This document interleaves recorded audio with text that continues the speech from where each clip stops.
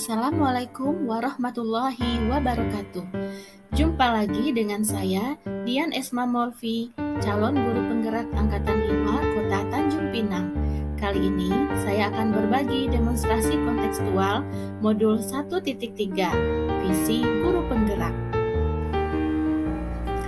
Sebelumnya, izinkan saya menyampaikan ucapan terima kasih kepada Ibu Yeni Andriana selaku fasilitator dan Ibu Sulma sebagai pengajar praktik yang telah membimbing saya dalam memahami pembelajaran di modul 1.3 ini.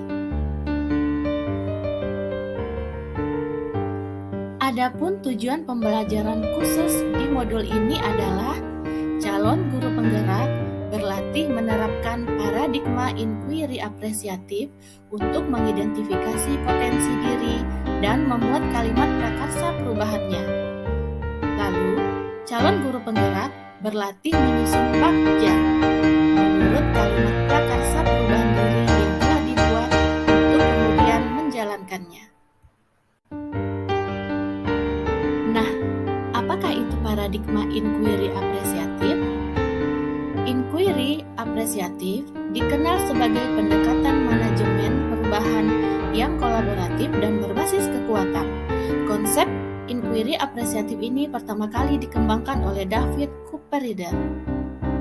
Inquiry apresiatif adalah suatu filosofi, suatu landasan berpikir yang berfokus pada upaya kolaboratif menemukan hal positif dalam diri seseorang, dalam suatu organisasi dan dunia di sekitarnya, baik di masa lalu, masa kini, maupun masa depan. Inquiry apresiatif ini dijabarkan dalam bentuk tahapan bagja yang terdiri dari B. Buat pertanyaan utama. Lalu A. Ambil pelajaran. G. Gali mimpi bersama. C. Jabarkan rencana. Dan A. Atur eksekusi. Sebagai calon guru penggerak, saya memiliki visi, yaitu menumbuhkan karakter profil Pancasila dan mengembangkan potensi murid sesuai kodratnya. Untuk mewujudkan visi tersebut, saya membuat suatu prakarsa perubahan diri yang berfokus pada karakter profil pelajar Pancasila pada dimensi mandiri. Prakarsa perubahan tersebut saya tuangkan dalam satu kalimat pernyataan. Meningkatkan kepedulian murid dalam memilah sampah yang dihasilkannya di sekolah.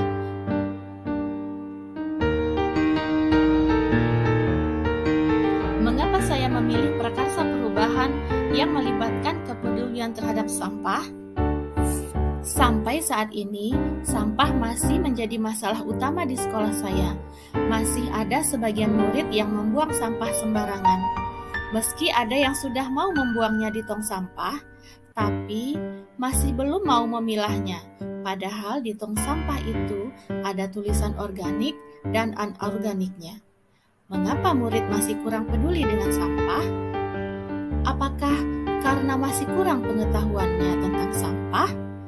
Dan bagaimana menumbuhkan kepedulian murid dalam memilah sampah?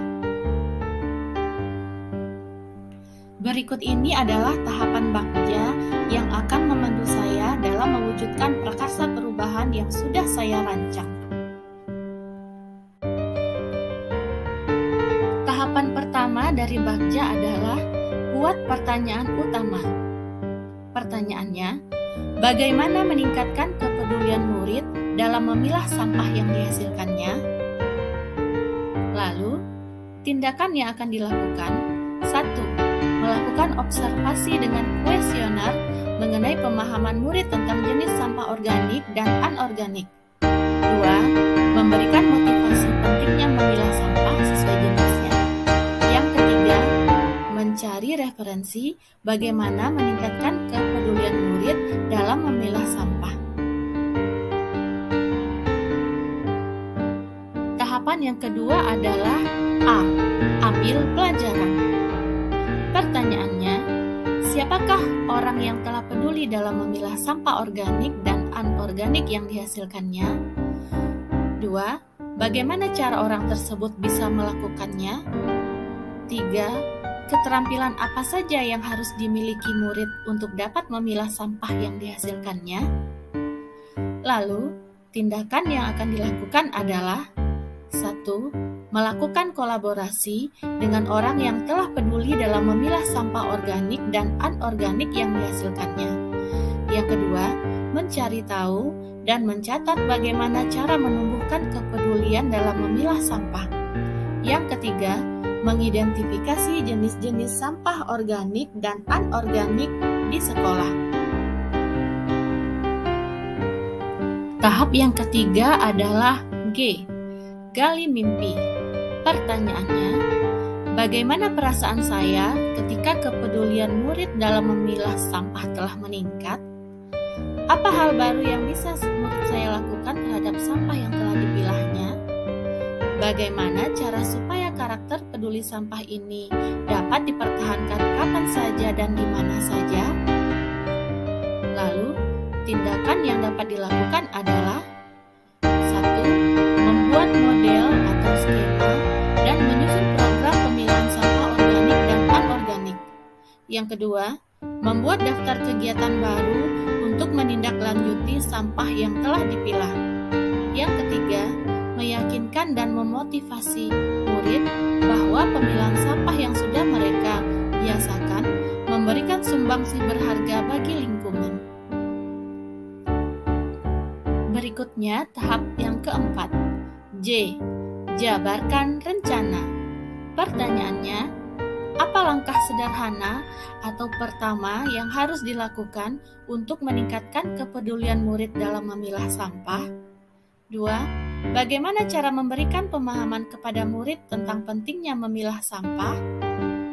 Nah, tindakan yang dapat dilakukan adalah 1. Menyusun program kegiatan.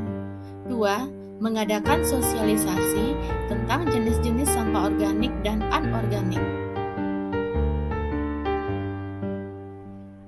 Tahapan terakhir dalam Bagja A.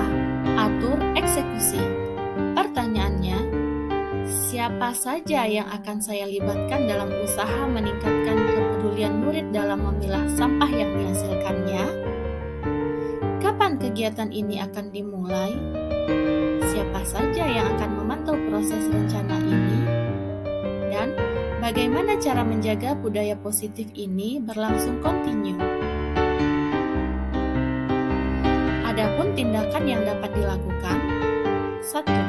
Berkoordinasi dengan kepala sekolah, rekan guru, dan petugas kebersihan untuk menyusun strategi peningkatan kepedulian murid terhadap pemilahan sampah organik dan anorganik. 2. Menyediakan kantong plastik besar untuk menampung sampah organik berupa botol bekas. 3. Menetapkan satgas yang akan bertugas untuk memantau pelaksanaan kegiatan. 4. Melakukan kontrol dan memberikan reward. Demikianlah prakarsa perubahan yang akan saya lakukan dengan menggunakan tahapan Bagja. Semoga apa yang saya rencanakan dapat berjalan dengan lancar ya, dan menjadi inspirasi bagi rekan guru hebat semua. Guru Penggerak Indonesia Maju. Wassalamualaikum warahmatullahi wabarakatuh.